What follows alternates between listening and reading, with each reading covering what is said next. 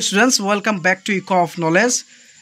আজি আমি এটা গুৰুত্বপূৰ্ণ টপিকৰ ওপৰত আলোচনা কৰিবলৈ গৈ আছো যেহেতু এইবাৰ 2025 বৰ্ষত আমাৰ অসমৰ উজ্জ্বল নক্ষত্ৰ অৰ্থাৎ ডক্টৰ জুবিন গাৰ্গক কেইদিনমান আগত আমাৰ মাজৰ পৰা তেওঁ চিৰদিনৰ বাবে বিদায় ল'ল। সেই কাৰণে এইবাৰ 2026 বৰ্ষত আমি চিন্তা কৰিছো যে ডক্টৰ জুবিন গাৰ্গৰ বিষয়ে ৰচনা দিব পাৰে। অৰ্থাৎ এটো বহুতো গুৰুত্বপূৰ্ণ হয়। যিসকলে ভাবি আছে যে এটো গুৰুত্বপূৰ্ণ নহয় কিন্তু তেওঁলোকে পিছত হীনমন্যতাত ভুগিব পাৰে। অৰ্থাৎ গতিকে তোমালোকে ভিডিওটো চালে তোমালোকে গম পাবা আৰু তোমালোকে এইখিনি নোট কৰি লোৱা বা এই ৰচনাটো তোমালোকে নোট কৰি লোৱা। পিছত আৰু যি তোমালোকৰ ৰচনা আছে সেই কমনখিনি ৰচনাখিনি আমি তোমালোকৰ আগত দি যাম। কিন্তু যেহেতু এইটো বহুতো বেছি গুৰুত্বপূৰ্ণ সেই কাৰণে তোমালোকৰ আগত প্ৰথমে এই ৰচনাটো লৈ আহিছো। জুবিন গাৰ্গ অসমীয়া গীতি সাহিত্যত জুবিন গাৰ্গৰ অৱদান। অৰ্থাৎ ইয়াত কেইটামান টপিক আছে তোমালোকে চাই লোৱা। আৰম্ভণি, জুবিন গাৰ্গ কোন, জন্ম তথা প্ৰাৰম্ভিক জীৱন, শিক্ষা আৰু বৈবাহিক জীৱন, গীতৰ চমু আৱাস, গীতৰ বিষয়বস্তু, সন্মান তথা পুৰস্কাৰ, অকাল মৃত্যু আৰু অসমীয়া গীতি সাহিত্যত অপূৰণীয় ক্ষতি, আমাৰ কৰণীয় সামৰণি। ইয়াৰ মাজৰ পৰা আমি কেইটামান বিশেষ যিখিনি পইণ্ট সেইখিনি আমি বাছি লৈছোঁ। অৰ্থাৎ তোমালোকেও ছেইম এনেকুৱা বা ল'ব পাৰা বা তোমালোকে ইচ্ছা কৰিলে আৰু নিজেও বনাব পাৰা বা এনেকুৱা ল'লেও তোমালোকে বহুতো উপকৃত হ'বা বুলি আমি আশা ৰাখিছোঁ। প্ৰথমে চোৱা যে অসমীয়া সাহিত্যত ডক্টৰ জুবিন গাৰ্গৰ অৱদান। আৰম্ভণি, জুবিন গাৰ্গ অসমীয়া সংগীত জগতৰ এক উজ্জ্বল নক্ষত্ৰ। তেওঁ গায়ক, অভিনেতা, সংগীত পৰিচালক, কবি আৰু সমাজসেৱক হিচাপে নিজৰ প্ৰতিভাৰ বহুমুখী দিশ দেখুৱাইছে। তেওঁৰ গীতত অসমীয়া চিন্তা চেতনা, সংস্কৃতি আৰু বিশ্বজনীনতাৰ এক অনন্য সমাহাৰ দেখিবলৈ পোৱা যায়। সেইবাবে তেখেতক কেৱল অসমৰ শিল্পী নহয়, বিশ্বজুৰি অসমীয়া সংস্কৃতিৰ দূত হিচাপে গণ্য কৰা হয়। এজন শিল্পীৰ লগতে তেওঁ অসমীয়া সমাজৰ গৌৰৱৰ আৰু অনুপ্ৰেৰণাৰ প্ৰতীক। তেখেতৰ অনুভূতিয়ে অসমীয়া কৃষ্টি সংস্কৃতিক বিশ্ব মঞ্চলৈ লৈ গৈছে। অতি শৈশৱৰ পৰা সংগীতৰ প্ৰতি বিশেষ আগ্ৰহ দেখুৱাই তেওঁ অসমীয়া সাংস্কৃতিক বিশ্বজুৰি পৰিচিত কৰাত এক বিশেষ ভূমিকা পালন কৰিছে। তেখেত হৈছে অসমৰ সংগীত জগতৰ এক কিংবদন্তি শিল্পী। তাতে তোমালোকে লিখিবা জন্ম আৰু প্ৰাথমিক শিক্ষা। তেখেতৰ জন্ম হৈছিল 1972 চনৰ 18 নৱেম্বৰত মেঘালয়ৰ তুৰাত। তেওঁৰ পিতৃৰ নাম আছিল কপিল বৰঠাকুৰ আৰু মাতৃৰ নাম আছিল ইলি বৰঠাকুৰ।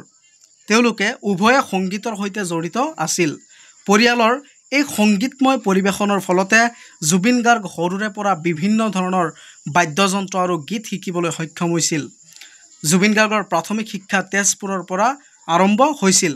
তাতেই শৈশৱতে সংগীতৰ প্ৰতি তেওঁৰ গভীৰ আগ্ৰহ জন্মে। পাছত তেওঁ গুৱাহাটী বি বৰুৱা কলেজত বিজ্ঞান শাখাত নামভৰ্তি কৰিছিল যদিও তেখেত নিজৰ প্ৰতিভা উন্নত কৰিবলৈ তেওঁ গুৱাহাটীলৈ সংগীত মহাবিদ্যালয়ত ভৰ্তি হয়। তাত তেওঁ তবলা বাদনত বিশাৰদ ডিগ্ৰী লাভ কৰে আৰু শাস্ত্ৰীয় সংগীতৰ ক্ষেত্ৰতো প্ৰশিক্ষণ লাভ কৰে। বিদ্যালয় আৰু কলেজীয়া শিক্ষাৰ সময়তেই তেওঁৰ সংগীতময় জীৱনৰ পাতনি মেলিছিল। তেখেত আগলৈ এজন আন্তৰ্জাতিক খ্যাতিসম্পন্ন শিল্পী হিচাপে আত্মপ্ৰকাশ কৰে। এতিয়া তোমালোকে চাই যোৱা 3 নম্বৰ পইণ্টটো আমি কি লিখিছোঁ, গীতৰ চমু আৱাস আৰু বিষয়বস্তু। আৰু এটা কথা মাজতে আমি ক'বলৈ বিচাৰিছোঁ যে এইখিনি আমাৰ নিজৰ মিলাই তোমালোকৰ কাৰণে বনাইছোঁ। গতিকে এইটো কোনো ধৰণৰ ক'ৰবাৰ পৰা কপি নহয়। এইটো তোমালোকে অতি সহজ আৰু সৰল ভাষাত লিখা হৈছে তোমালোকৰ বাবে। গতিকে তোমালোকে ভালকৈ চাই যাবা। গীতৰ চমু আৱাস আৰু বিষয়বস্তু।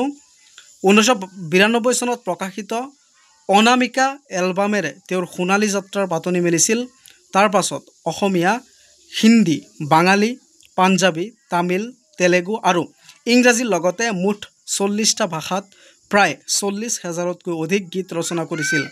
তেখেতৰ এনেকুৱা প্ৰতিভাৰ কাৰণে সমগ্ৰ বিশ্বতে তেখেতে নিজৰ সোণালী আখৰেৰে উজ্বলাই থৈ গৈছে। বলিউডৰ গেংষ্টাৰ ছবিৰ য়া আলী গীতটিয়ে তেওঁৰ খ্যাতি বহুগুণ বৃদ্ধি কৰে। কেৱল তেখেত এজন গায়কে নহয়, তেওঁ এজন গীতিকাৰ, সংগীত পৰিচালক, অভিনেতা আৰু সমাজসেৱকো বটে।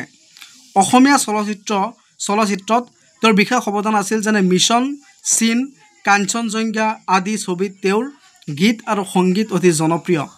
নতুন শিল্পীসকলক আগবাঢ়ি যাবলৈ তেওঁ সদায় সহায় সমৰ্থনশীল। লগতে সমাজ সেৱাৰ ক্ষেত্ৰতো তেওঁ এগৰাকী অগ্ৰণী ব্যক্তি হিচাপে পৰিচিত এজন শিল্পীৰ লগতে তেওঁ অসমীয়া সমাজৰ বাবে অনুপ্ৰেৰণা আৰু গৌৰৱৰ প্ৰতীক হেহে তেখেতক অসমৰ হৃদয়ৰাজ বুলি অভিহিত কৰা হয় এতিয়া তোমালোকে চতুৰ্থ নম্বৰ পইণ্টটো চোৱা সন্মান বা বিভিন্ন পুৰস্কাৰ অৰ্থাৎ তেওঁৰ কৰ্মজীৱনত তেওঁ কি সন্মান লাভ কৰিছিল সেইখিনি ইয়াত অন্তৰ্ভুক্ত কৰা আছে যেনে অসমীয়া তথা ভাৰতীয় সংগীত জগতৰ অন্যতম শ্ৰেষ্ঠ শিল্পী জুবিন গাৰ্গে নিজৰ শিল্পী সুলভ প্ৰতিভাৰ দ্বাৰা বহু বঁটা আৰু সন্মান লাভ কৰিছে তেওঁ ভাৰতৰ ৰাষ্ট্ৰীয় চলচ্চিত্ৰ বঁটা লাভ কৰিছে যি তেওঁৰ সংগীত জীৱনৰ এক গৌৰৱৰ অধ্যায় লগতে তেওঁ ফিল্মফেয়াৰ বঁটা গ্লোবেল ইণ্ডিয়ান ফিল্ম বঁটা অসম ৰাষ্ট্ৰীয় চলচ্চিত্ৰ বঁটা অসম সংগীত মহোৎসৱ বঁটা নাৰ্ছিং ফাকুয়া বঁটা